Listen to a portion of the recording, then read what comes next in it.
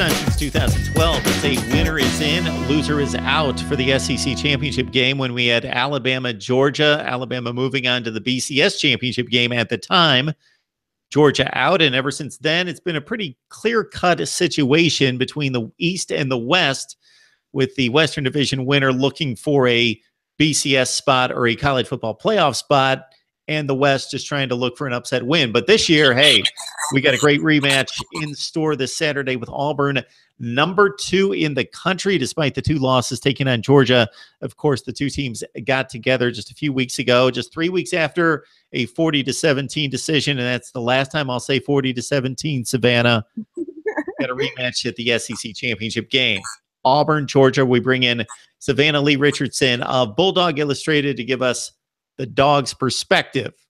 Are you excited for this? I am excited. Good rematch. I mean, it's just an exciting game. It's a big stage. It's twice as big, I think, than 3 weeks ago, even though that they were trying to dethrone the #1 team. Auburn's coming in super hot right now. Like I just said, dethroning us or Georgia as the #1 team, and then Alabama last week as the #1 team. So they've probably feeling pretty invincible right now. But I have a feeling that Georgia has a chip on their shoulder after a few weeks of getting embarrassed, and so it's going to be a good one, I think.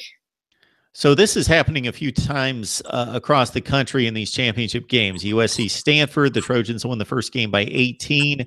Oklahoma beat TCU by 18. That wasn't a very close game. They put up 38 points in the first half. They're playing again for the Big 12, and now we've got Georgia Auburn, another not so close game the first time around. Once Auburn took control sometime before halftime. It was still relatively close at halftime, but took control in the third quarter, 40-17. But I think Vegas knows better. They're in line with the rest of us that it's not going to be, most likely, another blowout. That the team that dominated the first game typically isn't able to do that again.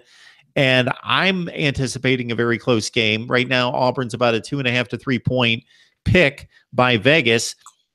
So what does Georgia have to do to make this a different outcome? What's going to be different this time around, just 3 weeks later?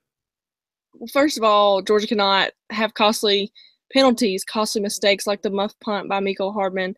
Just they're going to have to come in cool, calm, and collected and treat it as a business trip. They can't get overhyped about where they are in the rankings, and they can't get overly confident because they know how physical Auburn's defensive line is and how physical Kerryon Johnson and Jarrett Stidham is. I feel like if any team can like this, it's been playing is. However, I also believe that the reason why I say that is because of Kirby Smart. I mean, if any coach knows how to win an SEC championship, it's going to be Kirby Smart, coming from a Nick Saban dynasty, knowing what Nick Saban does to prepare for these types of games and stuff like that. I think that's a huge role in this because Kirby's been there. Kirby's done that. I can't think of the last time Kirby Smart was not coaching in the SEC championships besides since I was little, to be honest. Besides last year, like, he knows what it takes to get there, and he knows what it takes how to win. However, for Georgia to win, you got to cut out the costly mistakes, like I just said before, but you're also going to have to initiate a passing game. I mean, I've said this every time. I feel like the last 4 or 5 times we've talked, pass the ball. You pass the ball, you spread the defensive out, which in return can open up a run game, which you need, because I think it was 46 yards combined with Nick Chubb and Sonny Michel the last time that these two teams play, and that's not acceptable. Georgia leads the SEC in rushing offense, averaging about 267.7 yards a game. And for them to be held to that least amount of yards, I think that that's another chip on the shoulder for Georgia. But it's going to be tough. They got to win the trenches. They got to get a push on that big defensive line. However, the way I would do it, and if it was me, not that I'm an expert or anything in coaching, but when Clowney was at South Carolina, what Bobo did, he was play away from him. You got to do that with Holland. Holland is a freak of nature at Auburn, and he controlled the Georgia Auburn game on the defensive side of things for the Tigers. And I just think that if you play away from him and exile him and just kind of like put him in his own little bubble, Georgia will be able to run the offense a little bit better. But I mean, there's so many things that Georgia has to do to solidify this win and to really like make a name for themselves, because they got embarrassed. And it's hard to sit here as a Georgia fan and say, oh, in there and this, but in all honesty, that defensive line is scary tough. And if Jake Fromm can't keep his composure and his confidence throughout the game, I don't know that it will go Georgia's way. So, Savannah, I would say in response to Kirby Smart having experience coaching in the SEC championship game as a defensive coordinator, that the obvious response is that Gus Malzahn has won the SEC championship game as a head coach. Of course, that came in 2013 against a pretty good Missouri team. Also, when you look at, the rushing numbers, that just has to completely change. I am right on board with you that Georgia will need to throw the ball and be a little bit more loose and trust their quarterback, Jake Fromm, to make some plays. They're most likely not going to win this game by throwing the ball 15 to 18 times like they've beaten just about everybody on the schedule doing. They're going to have to light it up a little bit, but the core is still going to be the ground game. And Nick Chubb at 11 carries for 27 yards the first time out. And Sony Michel, 11 for 27. Sony Michel, 9 for 21, will not get it done. Those guys running for 75, 80, 90 yards apiece, something in that range, running for 150 to 180. You're not going to blast this Auburn team running the ball, but you got to create some kind of push and get those guys loose a little bit.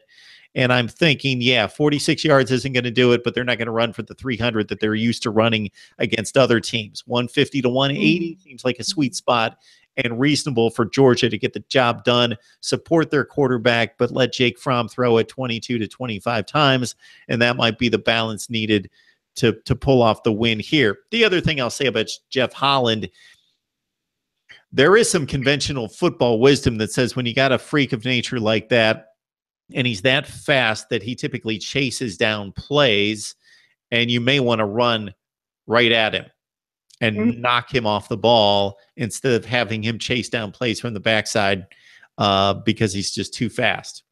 You have to stop him to be able to move the ball too, because, I mean, he was such a big plug on the defensive line. Him and I can't think of, Derek Brown, I think is his name.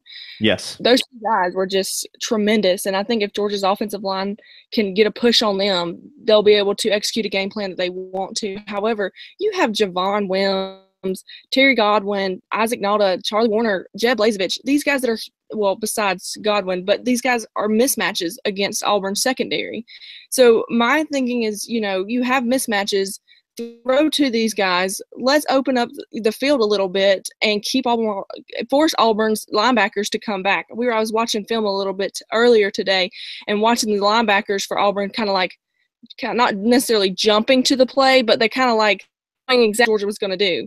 And I think that something that Georgia's going to have to do is going to have to keep them on their toes. Let's do a jump ball pass. Let's give Auburn a piece of their own medicine.